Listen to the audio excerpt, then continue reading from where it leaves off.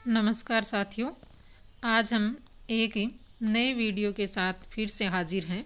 इससे पहले हमने राजस्थान अध्ययन किताब के पाठ 7 जो हैं वो कंप्लीट किए थे, जिसमें 7वां जो पाठ है वो हमारा चल रहा था। तो 7वां जो पाठ है उसमें हमने 33 क्वेश्चन कर लिए थे। वीडियो बड़ा बन गया था तो उस वजह से हमने एक और वीडियो में ये प्रश्न जो है वो डालने की सोची थी। तो ये 33 क्वेश्चन के बाद में पाठ 7 जो है राजस्थान अध्ययन कक्षा 6 का 34वां क्वेश्चन जो है वो आप देखेंगे। और इस वीडियो में कक्षा 6 का 7वां पाठ और 8वां पाठ जो है वो कंप्लीट किया जाएगा। देखिए 34 नंबर क्वेश्चन, चंबल परियोजना किन राज्यों की है? तो जो चंबल परियोजना है वो देखिए, चंबल जो है एक तो कोटा में नदी बहती है तो ये राजस्थान में तो होगी, तो राजस्थान की है। और दूसरी इसका उद्गम क्षेत्र जो है वो मध्य प्रदेश से है, तो दूसरी कहाँ से है? मध्य प्रदेश से। तो परियोजना जो है राजस्थान और मध्य प्रदेश 2 राज्यों की। अगला प्रश्न, चंबल नदी पर कितने बांध हैं? तो चंबल नदी पर कितने बांध हैं? 4 बांध हैं। इसको हम 4 या चंबल में 4 वर्ण हैं तो इस तरीके से भी याद रख सकते हैं। तो चंबल पर नदी जो है उस पर 4 बांध हैं। चंबल नदी पर स्थित गांधी सागर बांध कहाँ स्थित है? तो गांधी सागर बांध जो है वो मध्य प्रदेश के मंदसौर में स्थित है। मध्य प्रदेश जो स्टेट पड़ता है उसका मंदसौर जिला है और वहाँ पर ये गांधी सागर बांध है। अगला, राणा प्रताप सागर बांध, ये बांध कहाँ है? चित्तौड़गढ़ में, जो चंबल नदी के ऊपर है। चंबल पर जो 4 बांध हैं उनका विस्तृत विवरण है ये।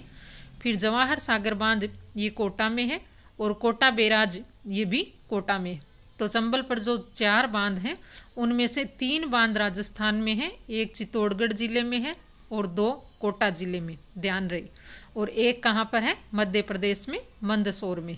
अगला प्रश्न, चंबल नदी से कार्य किया जाता है, कौन कौन से कार्य किए जाते हैं? तो इससे जल विद्युत भी होता है और सिंचाई भी की जाती है चंबल नदी से।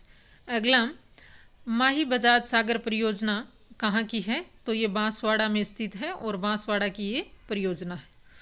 तो माही बजाज सागर परियोजना कौन कौन से राज्य की है? तो माही बजाज सागर, माही नदी जो है वो अपने राजस्थान में बांसवाड़ा में है और ये परियोजना जो है गुजरात और राजस्थान की परियोजना है। अगला प्रश्न, माही परियोजना से कौन से कार्य होते हैं? यानी सिंचाई भी होती है, इससे पेयजल भी होता है और विद्युत भी उत्पादन किया जाता है। तीनों कार्य माही परियोजना से किए जाते हैं। अगला प्रश्न, बीसलपुर परियोजना किस जिले में स्थित है? तो बीसलपुर जो है टोंक के निकट टोडा रायसिंह नगर के पास बीसलपुर गांव है और उस गांव में ये परियोजना बनाई गई है। तो टोंक तो जिला पड़ता है और ये टोडा रायसिंह तहसील है और इस तहसील का गांव है बीसलपुर, वहाँ पर ये बीसलपुर परियोजना स्थित है। अगला प्रश्न, बीसलपुर परियोजना किस नदी पर है? तो बीसल और बनास, सीधा सा याद रखना है, बीसल और बनास। बीसलपुर परियोजना जो है बनास नदी पर है।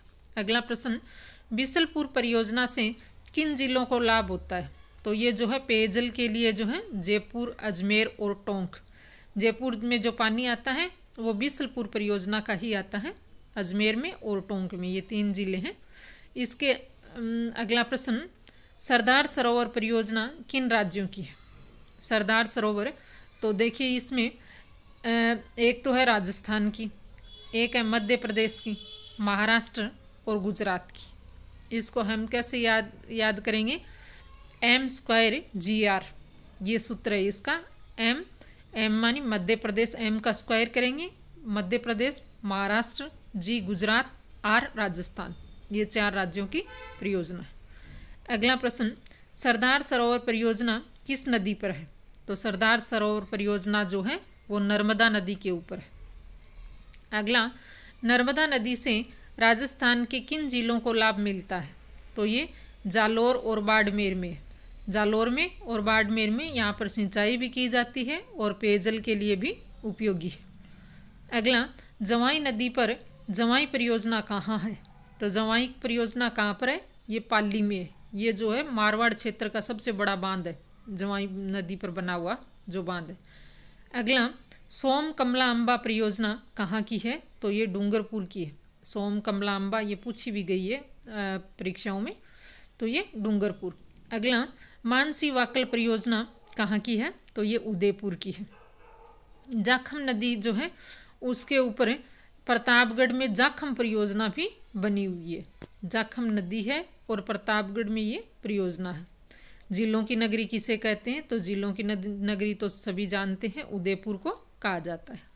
अगला प्रश्न, जयसमंद झील का निर्माण महाराजा जय सिंह ने कब किया था? तो ये जो है 1687 से लेकर के और 1691 ईस्वी तक गोमती नदी पर इसका निर्माण करवाया गया था। जयसमंद झील जो है इसका निर्माण महाराजा जय सिंह, जयसमंद और जय सिंह 1687 से 91 के बीच में। नदी कौन सी है? गोमती नदी। अगला प्रश्न, विश्व की सबसे बड़ी मीठे पानी की झील कौन सी है? भारत की नहीं, विश्व की। तो ये कौन सी है? जयसमंद झील है। अगला, पुष्कर झील कहाँ है? पुष्कर झील अजमेर में। ये भी इम्पोर्टेंट क्वेश्चन है। पुष्कर झील कहाँ है? ये अजमेर में।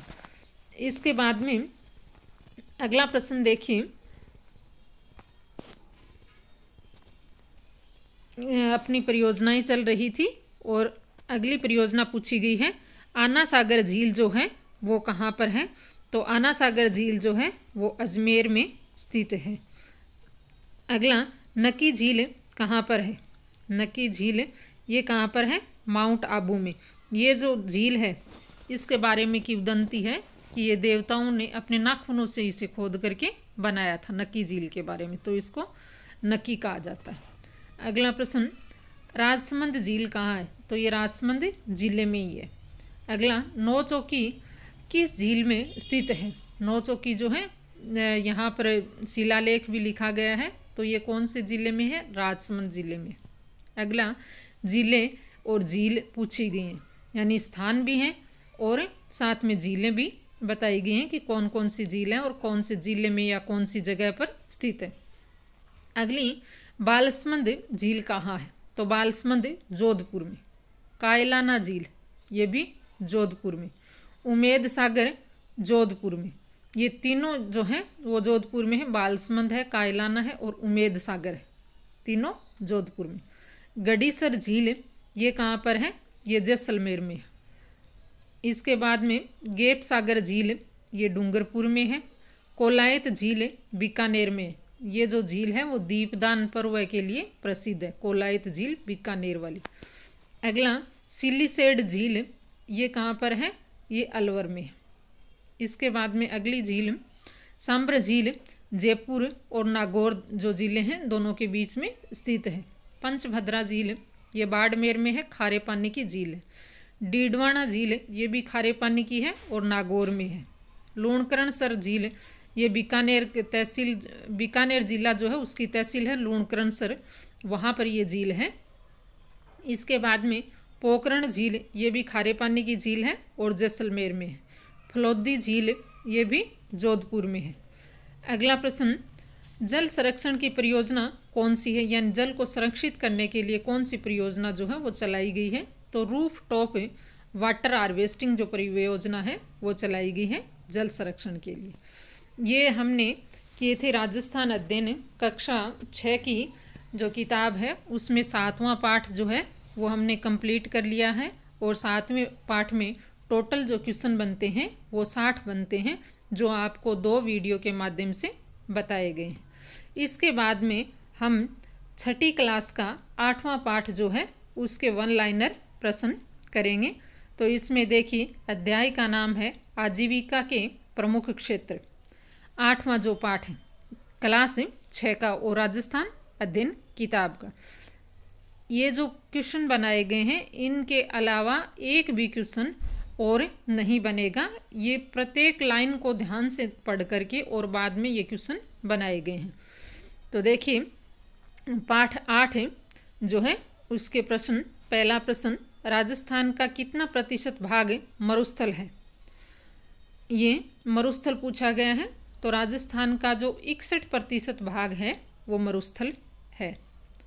अगला प्रश्न, भारत की कृषि को कहा जाता है, यानी भारत की जो कृषि है उसको मानसून का जुआ कहा जाता है, क्योंकि ये कृषि मानसून पर निर्भर होती है। वर्षा होती है तो खेती हो जाती है और वर्षा नहीं होती है तो खेती नहीं होती है, तो मानसून का जुआ कहा जाता है भारत की कृषि को।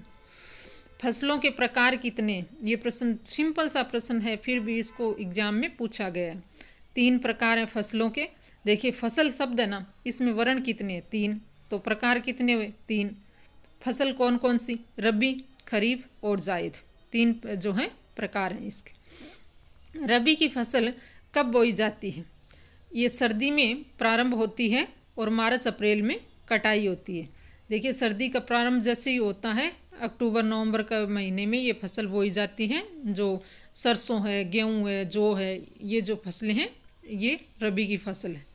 खरीफ की फसल कब बोई जाती है, तो ये वर्षा ऋतु में बोई जाती है।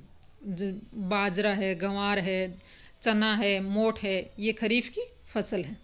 जायद की फसल कब बोई जाती है, तो ये मार्च अप्रैल में बोई जाती है और जून जुलाई में काटी जाती है। जैसे ककड़ी है, तरबूज है, खरबूज है, ये जायद की फसल है। जौ व चना उत्पादन में राजस्थान का कौन सा स्थान है, तो राजस्थान में जौ और चना देखो 2 वर्ण है तो दूसरा स्थान है चना में और जौ में।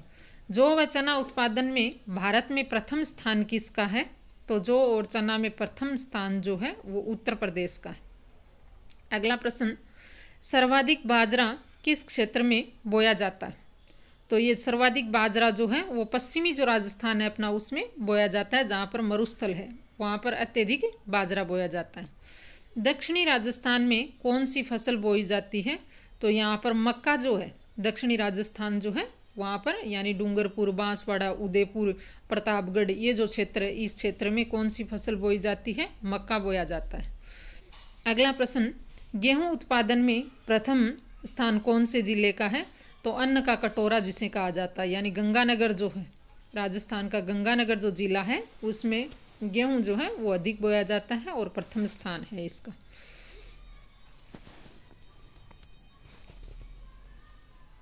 अगला प्रश्न देखिए, 14 नंबर जो प्रश्न है वो है, पश्चिमी राजस्थान में इंदिरा गांधी नहर से कितने हेक्टेयर सिंचाई की जाती है।